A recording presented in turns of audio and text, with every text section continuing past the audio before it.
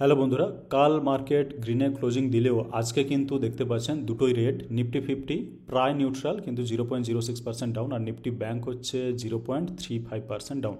তো দুটোই রেট। এখানে ইন্ডেক্সগুলো যদি দেখেন তাহলেও বুঝতেই পারবেন যে আইটি একটু দৌড়েছে, গোল্ড দৌড়েছে, নিফটি অয়েল অ্যান্ড গ্যাস দৌড়েছে, বাকি কিন্তু সবাই মোটামুটি রেডি আছে।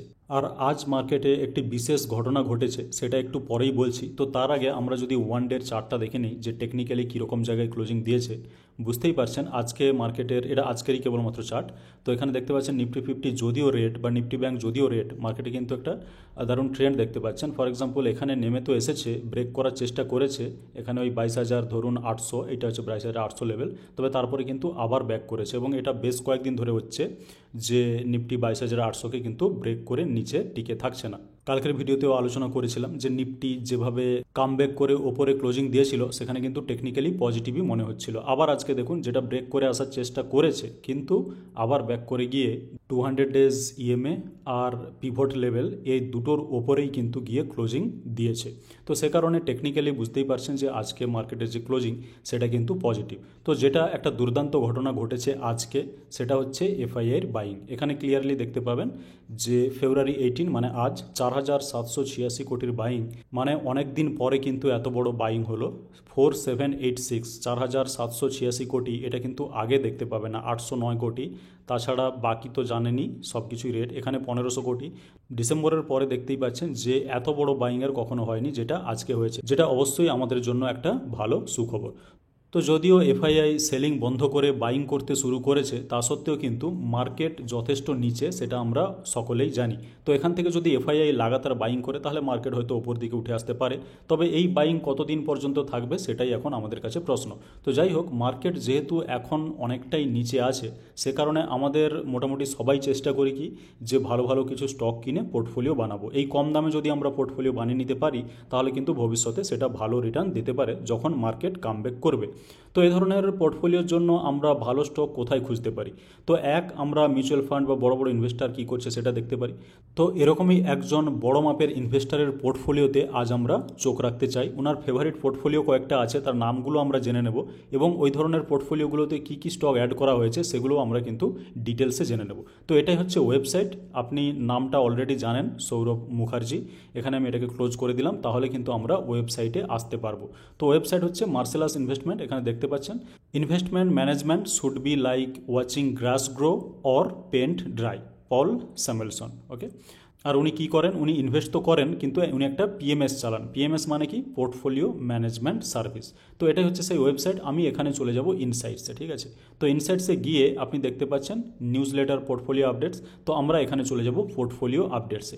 সেখানে কি দেখতে পাবেন? Portfolio performance and update on fundamentals, January 2025। তো একদম লেটেস্ট তাজা জানুয়ারি 2025-এর আমরা সব রিপোর্ট কিন্তু এখানে দেখে নিতে চাই। তো ইনার কিছু কিছু ফেভারিট পোর্টফোলিও আছে, সেই পোর্টফোলিওগুলোর নামও হয়তো আপনারা শুনেছেন। এখানে দেখুন, performance of Marcellus PMS products. PMS মানে পোর্টফোলিও ম্যানেজমেন্ট সার্ভিস। তো এই মার্সেলাস পিএমএস যেটা হচ্ছে সৌরভ মুখার্জি চালান। তো এখানে দেখতে পাচ্ছেন রেসপেক্টিভ বেঞ্চমার্ক অ্যাজ অফ 31 জানুয়ারি 25। তো 31 জানুয়ারি 25 আপনি এদের যে পোর্টফোলিও, সেই পোর্টফোলিওগুলোর পারফরমেন্স কেমন সেটা কিন্তু ওপেনলি দেওয়া আছে। নিজেকে অ্যানালাইসিস করতে হবে না এগুলো কম্পেয়ার করার জন্য। ফর এক্সাম্পল এটা দেখতে পাচ্ছেন যে সিসিপি, এটার নাম কি অ্যাকচুয়ালি? কনজিস্ট্যান্ট কম্পাউন্ডার পোর্টফোলিও, ঠিক আছে? তো এই কনজিস্ট্যান্ট কম্পাউন্ডারের মানে এটা যেটা হচ্ছে এই পিএমএসের দ্বারা, মানে এটা সৌরভ মুখার্জি বলতে পারেন, ওনার দ্বারা তৈরি করা। তো এখানে সিন্স ইনসেপশন মানে যত বছর এটা আছে, এক্সিস্ট করে, বা 5 ইয়ারও দেখতে পাচ্ছেন 10.31%। আর নিফটি 50 যেটা রিটার্ন, সেটা হচ্ছে 15.82%। আপনি ক্লিয়ারলি দেখলেন যে ওনার যে পোর্টফোলিও সিসিপি যেটা কম্পাউন্ডার, কনসিস্টেন্ট কম্পাউন্ডার, সেখানে তার যেটা রিটার্ন 5 বছরে 10.31%, সিন্স ইনসেপশন হচ্ছে 13.88%। সেটার ক্ষেত্রে নিফটি 50 কিন্তু দিয়েছে তার থেকে বেশি। দেখুন নিফটি 50 দিয়েছে 10.31, এটা নিফটি 50 দিয়েছে 15.82, বেশ খানিকটা বেশি। আর যেখানে ইনার পোর্টফোলিও দিয়েছে 13.88, সেখানে নর্মাল নিফটি 50 কিন্তু দিয়েছে 14.64। এগুলো কিন্তু ইনি লুকাচ্ছেন না, ঠিক আছে? লুকানোর কোনো ব্যাপার নেই। তো ওনার পোর্টফোলিও এটা হচ্ছে অ্যাকচুয়ালি গ্লোবাল কম্পাউন্ডার, এটা আমরা দেখবো না, এমকিপি এটা আমরা দেখবো না, এলসিপি দেখবো, ঠিক আছে। এলসিপিটা কি? এলসিপি হচ্ছে লিটল চ্যাম্পস পোর্টফোলিও, ঠিক আছে। তো লিটল চ্যাম্পসে কী হয়েছে, 5 ইয়ারের রিটার্ন দিয়েছে, মানে এটা অ্যাকচুয়ালি সিএজিআর, এটা মাথায় রাখতে হবে, এটা কিন্তু অ্যাবসলিউট রিটার্ন না, 11.17%। আর সেখানে এসএনপি মানে বিএসসি 500 যে রিটার্নটা দিয়েছে, বিএসসি 500 রিটার্ন দিয়েছে 18.25%। আর সিন্স ইনসেপশন যদি দেখেন, মানে যতদিন থেকে এটা আছে, এখানে এলসিপি মানে যেটা লিটল চ্যাম্পসের পোর্টফোলিও, সেটা দিয়েছে প্রায় 14% রিটার্ন। আর নর্মাল বিএসসি 500ই কিন্তু আপনাকে দিয়েছে 18.82%। তো বুঝতেই পারছেন যে ফান্ড ম্যানেজাররা অনেক কষ্ট করে অ্যাকচুয়ালি এই পোর্টফোলিও বানান, অনেক টাইম ইনভেস্ট করার পরে স্টক খুঁজে কিন্তু তারা পোর্টফোলিও বানান, তার থেকে কিন্তু নর্মাল বিএসসি 500 কিন্তু অনেকটা বেশি রিটার্ন দিচ্ছে। কেসিপি দেখুন, এই কেসিপির মানে কি? কেসিপি হচ্ছে কিংস অফ ক্যাপিটাল পোর্টফোলিও। এনার একটা স্পেশাল নাম দেওয়া আছে, ঠিক আছে। যেমন এটা বললাম কনসিস্টেন্ট কম্পাউন্ডিং, এটা হচ্ছে গ্লোবাল কম্পাউন্ডার, এটা হচ্ছে লিটল চ্যাম্পস, এটা হচ্ছে কিংস অফ ক্যাপিটাল। এই কিংস অফ ক্যাপিটাল যে পোর্টফোলিও, সেটা মানে 5 বছর হয়নি হয়তো, 3 বছরে দেখতে পাচ্ছেন 5.31% রিটার্ন দিয়েছে, কিন্তু নিফটি 50 যেখানে রিটার্ন দিয়েছে 12.02%। তাছাড়া সিন্স ইনসেপশনও দেখুন, এটা দিয়েছে মানে কিংস অফ ক্যাপিটাল সেটা দিয়েছে 10.74%, আর নিফটি 50 যেটা দিয়েছে সেটা হচ্ছে 19.39%। এখানে দেখতে পাচ্ছেন আরজিপি, এই আরজিপি মানে কি? রাইজিং জায়ান্টস, এনার না দেওয়া নাম রাইজিং জায়ান্টস পোর্টফোলিও, সেটা কত দিয়েছে? সিন্স ইনসেপশন -1.09%, সেখানে বিএসসি 500 কিন্তু দিয়েছে 14.37%। সুতরাং এখান থেকে ক্লিয়ারলি বুঝলেন যে অনেক কষ্ট করে পোর্টফোলিও বানানোর পরেও কিন্তু সেগুলো নর্মাল বিএসসি 500 বা নিফটি 50 থেকেও কিন্তু ভালো রিটার্ন দিতে পারছে না। তো এগুলো দেখলে চলবে না, এনারা কিন্তু যথেষ্ট ভালো স্টক পিক করে। তো সেই ধরনের স্টক কিছু আমি আজকে দেখে নিতে চাই। ফর এক্সাম্পল এখানে দেখতে পাচ্ছেন যে কনসিস্টেন্ট কম্পাউন্ডার্স পোর্টফোলিও, ওকে। তো এখানে সেরকম কিছু চেঞ্জ নেই, গ্লোবাল কম্পাউন্ডার্স আমরা সেটা দেখব না, বাকি যেগুলো আছে সেগুলো একটু দেখে নিতে চাই। কিংস অফ ক্যাপিটাল পোর্টফোলিও, যেটা আমি বলেছিলাম যে কেসিপি কিংস অফ ক্যাপিটাল। তো আমরা এখানে এত কিছু অ্যানালাইসিসে কিন্তু যাব না, আপনি যদি ডিটেলে রিপোর্ট পড়তে চান তাহলে কিন্তু ওয়েবসাইটে গিয়ে এই ধরনের জিনিসগুলো একবার চোখ বুলিয়ে নিতে পারেন। লার্জ 5% এগুলো কিন্তু আমরা দেখব না, আমরা দেখব কি? Changes to kings of capital portfolio, ঠিক আছে। তো এই changes to kings of capital portfolio মানে কি? অ্যাডিশন অফ ক্রেডিট অ্যাক্সেস গ্রামীণ, ঠিক আছে। এর মানে কি? ক্রেডিট অ্যাক্সেস গ্রামীণ এই স্টকটাকে কিন্তু অ্যাড করা হয়েছে কোন পোর্টফোলিওতে? কিংস অফ ক্যাপিটাল পোর্টফোলিওতে। এবার আমরা দেখে নিতে চাই যে ক্রেডিট অ্যাক্সেস গ্রামীণ এটা ঠিক কী ধরনের স্টক। তো ক্রেডিট অ্যাক্সেস গ্রামীণ এখানে বুঝতেই পারছেন, আমরা চলে এসেছি স্ক্রিনারে। স্টক পিটা হচ্ছে 17.4, আরওসি হচ্ছে দেখতে পাচ্ছেন 14.8, আরওইটা কিন্তু হাই 24.8। তো টেকনিক্যালটা কিছুটা এরকম, আমি যদি ম্যাক্স দেখতে চাই তাহলে এটা হচ্ছে ম্যাক্স, এখানে ছিল প্রায় 400 টাকা, এটা এখন হয়েছে ধরুন প্রায় 1000 টাকার কাছাকাছি আছে। আর এটা কিন্তু 17 সাল বা 18 সাল থেকে আছে, মোটামুটি 6-7 বছর ধরে আছে, এখন ধরুন ওই 2.5 গুণ মতো। তো যাই হোক, এটা হচ্ছে টেকনিক্যাল। আমরা যদি ফান্ডামেন্টালে একটু যেতে চাই, দেখুন অ্যাকচুয়ালি যদি আপনাকে বুঝতে হয় কেন এই ক্রেডিট অ্যাক্সেস গ্রামীণটা এখানে ঢোকানো হয়েছে পোর্টফোলিওতে, সেটা কিন্তু আপনি এই পুরো ডিটেলস কিন্তু অ্যানালাইসিস দেখে নিতে পারেন। আমরা একদম শর্ট অ্যানালাইসিস করে নেব। শর্টে আমরা কি দেখে নেব? যে কোয়ার্টারলি রেজাল্ট ঠিক কেমন আছে। আমরা পিটা প্রথমে দেখলাম, পিটা হচ্ছে 17, একটা অ্যাকচুয়ালি খুব একটা বেশি না, আর আরওসি আরওই ঠিকঠাকই আছে। যদি আমরা দেখি যে প্রফিট ঠিকঠাক, তাহলে কিন্তু একটা ইন্টারেস্টিং স্টক হতে পারে। তো দেখুন প্রফিটটা কিন্তু এটা নেগেটিভ, তারপরে ছিল 186, মানে এই 397-98 যেটা একটু বেশি ছিল, বেশির দিকেই ছিল, সেটা কিন্তু কমে হয়ে গেছে একদম অর্ধেক, মানে অর্ধেকেরও কম অ্যাকচুয়ালি। তো 186 তারপরে কিন্তু একেবারে হয়ে গেছে নেগেটিভ। সে কারণে এই ধরনের স্টকে বড় ইনভেস্টাররা হয়তো ইনভেস্ট করলে ঠিক আছে, তবে ছোট ইনভেস্টার মানে আমাদের মতো রিটেলদের জন্য হয়তো এটা খুব একটা সুইটেবল নাও হতে পারে। তো ফাইনালি যে সব স্টকগুলো আমরা আলোচনা করব, শেষে কিন্তু আপনি এটাও জানতে পারবেন যে আমার ফেভারিট কোনটা। অ্যাডিশন অফ ক্রেডিট অ্যাক্সেস গ্রামীণ এটা আমরা দেখলাম, আবার অ্যাডিশন দেখতে পাচ্ছেন, addition of go digit general insurance. তো গো ডিজিট আমরা একবার দেখে নিতে চাই কী খবর। গো ডিজিট জেনারেল ইন্স্যুরেন্স চলে এসছে। আরওসি দেখুন 6.61, 6.62, আরওই হচ্ছে 7.08, আর সেখানে স্টক পি হচ্ছে 76.9, প্রায় 77। তো সে কারণে এটা একটু মেহেঙ্গা স্টকস যেটাকে আমরা বলি। তো যাই হোক, এখানে ম্যাক্সিমাম যদি দেখতে চান তাহলে কিছুটা এরকম, যেটা ধরুন এই সময় এসছে মে 2024, সেখান থেকে কিন্তু বরং নেগেটিভই রিটার্ন দিচ্ছে, এখনও পর্যন্ত পজিটিভ রিটার্ন দিচ্ছে না। মানে দিয়েছিল, অবশ্যই দিয়েছিল, কিন্তু তারপরে আবার ফিরে ওই জায়গাতেই চলে এসছে। হয়তো কম প্রাইসে আপনি স্টকটাকে পেয়ে যাচ্ছেন। তবে যাই হোক, কোয়ার্টারলি রেজাল্টটা একটু দেখে নেওয়া যাক। কোয়ার্টারলি রেজাল্ট আপনার একটু দুর্দান্ত মনে হতে পারে। 26, 58, 28, 43, 53, 101, 89, 119। যে ধরনের প্রফিট এরা কোয়ার্টার আফটার কোয়ার্টার দিয়ে গেছে, সেখানে একটা লং টার্ম ট্রেন্ড ক্লিয়ারলি লক্ষ্য করতে পারছেন যে এখানে কিন্তু 26 যেটা ছিল মার্চ 2023, সেটা ধরুন ডিসেম্বর 2024 119 হয়ে গেছে, মানে যথেষ্ট প্রফিট গ্রোথ কিন্তু দেখাচ্ছে। হয়তো এখানে আপ ডাউন হয়েছে, এখানে ডাউন হয়েছে, তারপরে আপ হয়েছে, ঠিক আছে। তো সেটা বড় কথা নয়, কোয়ার্টারলি রেজাল্ট কিন্তু ভালো আছে। তবে একটা জিনিস মাথায় রাখতে হবে, এটা একটা ইন্স্যুরেন্স কোম্পানি এবং স্টক পি যেটা সেটা কিন্তু 76.9। এখানে যদি একটু এসে কম্পেয়ার করেন, হয়তো 76.86 তার থেকে কমে অনেক কিছু পেয়ে যাবেন। ফর এক্সাম্পল, কমে পেয়ে যাচ্ছেন কি, আইসিআইসিআই লম্বার পেয়ে যাচ্ছেন, এসবিআই লাইফও পেয়ে যাচ্ছেন, লাইফ ইন্স্যুরেন্স আর এগুলো যেগুলো গভর্নমেন্টের সেগুলো তো অনেক কম পিতে পাচ্ছেনই। যেমন এসবিআই লাইফ ইন্স্যুরেন্সের পিউটা কিন্তু 61 মাত্র, সেখানে গো ডিজিটের 76। তবে যদিও এদের প্রফিটের যে গ্রোথটা আপনি দেখতে পাচ্ছেন, প্রফিট গ্রোথ যেটাকে আমরা বলি, সেটা কিন্তু যথেষ্ট হাই। এনিওয়ে, এরপরের স্টক আমরা দেখে নিতে চাই কি অ্যাড হয়েছে। যাই হোক, এই দুটো হচ্ছে কোথায়, changes to kings of capital, ঠিক আছে, এটা কিংস অফ ক্যাপিটালের হয়ে গেল। লিটল চ্যাম্পস এবং রাইজিং জায়ান্টস, ঠিক আছে, যেটা এলসিপি এবং আরজিপি। তো এখানে কি হচ্ছে সেটা দেখার জন্য আমরা একটু নিচের দিকে যাব। Addition to the rising giant PMS portfolio as of 31 জানুয়ারি, মানে একদম লেটেস্ট মান্থের ইনভেস্টমেন্টগুলো আপনাকে দেখাচ্ছি। এখানে we have added the following stocks to the rising giant portfolio in the month of January 2025। তো এখানে দেখতে পাচ্ছেন তেজা ইন্ডাস্ট্রিজ, তেগা বলতে পারেন, তেগা ইন্ডাস্ট্রিজ লিমিটেড। ওকে, তো এটা কি, এটা যদি আমরা একটু দেখতে চাই, তেগা স্টক পি হচ্ছে 49, আরওসি প্রায় 20%, আরওই প্রায় 17%। তো দুটো জিনিসই প্রায় ঠিক আছে, আরওসি এবং আরওই, তবে স্টক পিটা হয়তো একটু হাই মনে হচ্ছে। আপনি যদি ম্যাক্সিমাম দেখেন তাহলে প্রাইসটা কিছুটা এরকম 584 থেকে এটা 1400 হয়েছে। তবে এটা কত দিনে, এটা ডিসেম্বর 2021, মানে ওই 3 বছর 4 বছর বলতে পারেন। এখানে যদি কোয়ার্টারলি রেজাল্ট একটু দেখতে চান তাহলে কিন্তু অনেক আপডাউন দেখবেন। 34 যেটা 2021-এ ছিল সেটা কিন্তু এখনও পর্যন্ত ডবল হয়নি। আর এখানে বুঝতে পারছেন 89 একবার হয়ে গেছিলো, তারপরে কিন্তু 37.7 আবার কিন্তু কমে গেছে।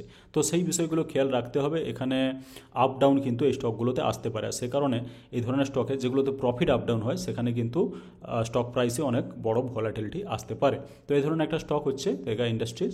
তো এরপরে স্টক কি সেটা আমরা একটু দেখে নিতে চাই। এসকেএফ ইন্ডিয়া লিমিটেড, এখানে দেখতে পাচ্ছেন এগুলো কি, এগুলো কিন্তু অ্যাড করা হয়েছে, added to the rising giants portfolio, ঠিক আছে, এসকেএফ ইন্ডিয়া। এখন এসকেএফ ইন্ডিয়াতে যদি যাই, এসকেএফ ইন্ডিয়া 34p, 29, 21 এই দুটো নাম্বার খুবই ভালো। 34p কিন্তু খুব একটা বেশি পি নয়, সেটা আমরা সকলেই জানি। এটা যদি ম্যাক্সিমাম আমি যাই তাহলে ম্যাক্সিমামটা হচ্ছে বেশ খানিকটা পুরনো স্টক। 2005-এ মোটামুটি কাছাকাছি ছিল 200 টাকা, সেটা কিন্তু এখন হয়ে গেছে 4000 টাকা, মানে প্রায় 20 গুণ হয়েছে, এবং তারও ওপরে গেছিলো, প্রায় 30 গুণ হয়েছিল, যেহেতু 6000-এর ওপরে গেছিলো। তো সে কারণে এটার একটা লং টার্ম ট্র্যাক তো আছেই। তবে বাকি যদি আমরা একটু কোয়ার্টারলি রেজাল্ট দেখতে চাই তাহলে সেখানে ডিসঅ্যাপয়েন্টিং কিছু নেই। তবে ওই আর কি, যেটা এখানে হাই মেরেছিল 175, তারপরে কিন্তু কমেছিল 159, 94 এবং 110।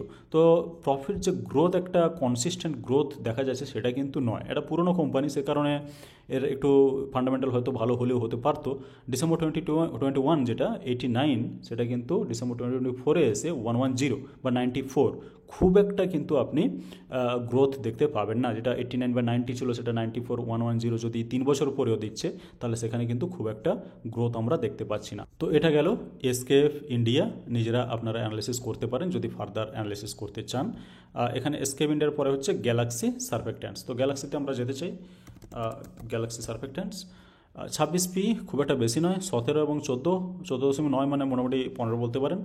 তো এই নাম্বারগুলো খুব অ্যাট্রাকটিভ না হলেও খুব একটা কিন্তু খারাপও না। স্টক পিটা যেটা সেটা হচ্ছে 26.5। তো এখানে যদি ম্যাক্সিমাম আপনি দেখতে চান তাহলে প্রাইস চার্টটা অনেকটা এরকম। এই জায়গাতে দেখুন প্রায় 6-7 বছর আগে এখানে ছিল 1623, যেটা কিন্তু এখনও পর্যন্ত যেখানে আছে সেটা হচ্ছে 2200 বা 2300-র কাছাকাছি, হয়তো ডবল হয়েছিল এই জায়গায়, 3400 পর্যন্ত গেছিল। তবে 7 বছর হয়ে গেছে, 1600 থেকে যদি এখনও পড়ে থাকে 2200-র জায়গায়, সেটা কিন্তু খুব একটা অ্যাট্রাকটিভ আমার লাগছে না। হ্যাঁ, সেটা হয়তো ঠিক যে এটা আমি পাস্ট পারফরমেন্স দেখছি, আপনি কি চাইছেন যে ফিউচারে কি করতে পারে, ঠিক।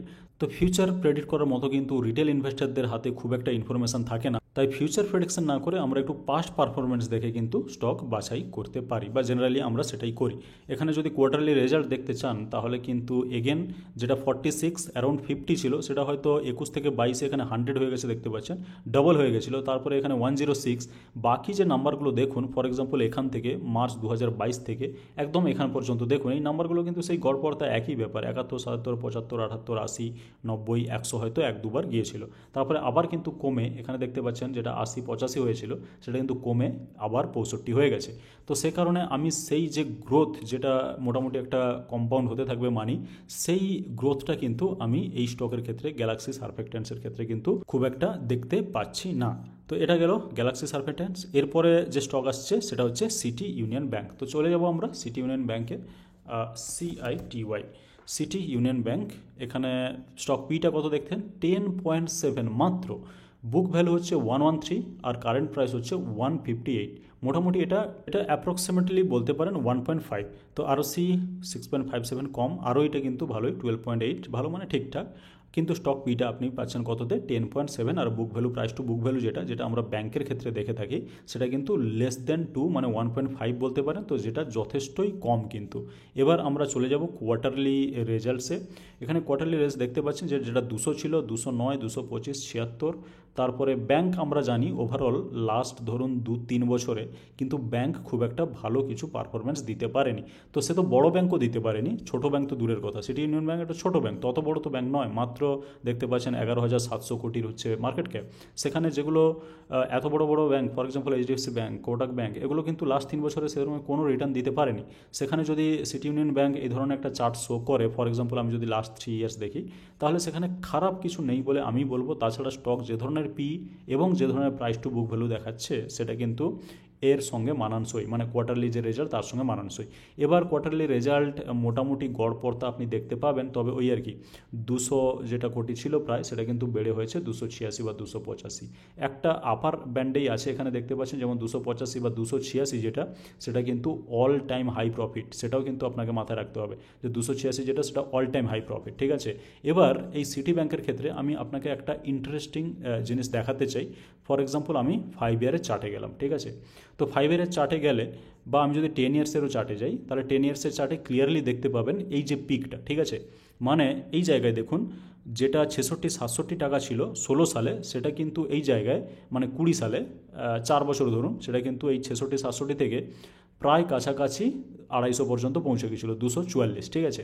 তারপরে এই যে ব্রেকটা, এই ব্রেকটা কবে হয়েছে, March 20, মানে বুঝতেই পারছেন এটা হচ্ছে কোভিডের ব্রেক, সেটা 130-তে চলে এসেছিলো। এবং সারপ্রাইজিংলি তারপরে ব্যাংক এতটাই খারাপ করেছে, প্রত্যেকটা ব্যাংক, শুধু এই ব্যাংক নয়, যে এর অ্যাটলিস্ট এই ব্যাংকের প্রাইস এখন আছে 160, সেটা কিন্তু ওই কোভিডের যে ক্র্যাশের আগে এই স্টকটার যে প্রাইস ছিল সেখানে এখনও পর্যন্ত আসেইনি, পৌঁছাতেই পারেনি। তো যাই হোক, এখানে আমার মনে হয় এই স্টকটার মধ্যে ভ্যালু আছে, এই স্টকটা পরে ভালো কিছু করে দেখাতে পারে। আর প্রফিট বুঝতেই পারছেন, এটা কিন্তু 286 খুব গ্রোথ না থাকলেও এটা কিন্তু অল টাইম হাই প্রফিট দেখিয়েছে, এবং 285-286 দুটোই কিন্তু মোটামুটি টপ 2 পারফরম্যান্স। তো সে কারণে পার্সোনালি যদি আমাকে জিজ্ঞেস করেন, তাহলে এই ধরনের স্টকগুলোর মধ্যে আমার সবথেকে পছন্দ হচ্ছে সিটি ইউনিয়ন ব্যাংক অফকোর্স। আর বাকি যে স্টকগুলো যেগুলো দেখলাম, যেহেতু বড় ইনভেস্টার এই স্টকগুলোকে পিক করেছে, সে কারণে নিশ্চয়ই এই স্টকগুলো হয়তো ভালো স্টক হবে। এবং এর পেছনে যে র্যাশনাল বা যে যুক্তিটা কী বা কেন এগুলোকে পিক করা হয়েছে, বাকি কিন্তু সব একই রকমের, ওই স্টকগুলোই দেখতে পাবেন আপনি যদি যান। সেই কারণগুলো কিন্তু এই পেজে এসে ভালো করে যদি আপনি সময় দিয়ে পড়েন, তাহলে প্রত্যেকটার পেছনেই কিন্তু কারণ দেওয়া আছে, আপনি কিন্তু পড়ে বুঝে নিতে পারেন। আদারওয়াইজ আমার যেটা মোটামুটিভাবে ভালো লেগেছে সেটা হচ্ছে সিটি ইউনিয়ন ব্যাংক, সেটা আমি কিন্তু ক্লিয়ারলি বলছি। তবে এটা কিন্তু বাই, সেল বা হোল্ড কোনো ধরনের কোনো রেকমেন্ডেশন নয়। আমি জাস্ট একজন বড় ইনভেস্টার, যেনার ইন্টারভিউ আপনি দেখতে পারেন, মানে ইউটিউবে ছড়িয়ে থাকবে, গিয়ে দেখতে পারেন। তো এ ধরনের একজন বড় ইনভেস্টারের আমি কিন্তু পোর্টফোলিওতে কী কী স্টক অ্যাড করা হয়েছে সেইগুলো নিয়ে আলোচনা করলাম। তো ভিডিওটি যদি ইনফরমেটিভ লেগে থাকে, ভিডিওটিকে লাইক করে দিন, চ্যানেলটিকে সাবস্ক্রাইব করে রেখে দিন, যাতে করে আমাদের প্রত্যেকটা ভিডিওর এরকম আপডেট আপনি সঠিক সময় পেয়ে যেতে পারেন। আর ভিডিওটি দেখার জন্য আপনাকে অনেক ধন্যবাদ।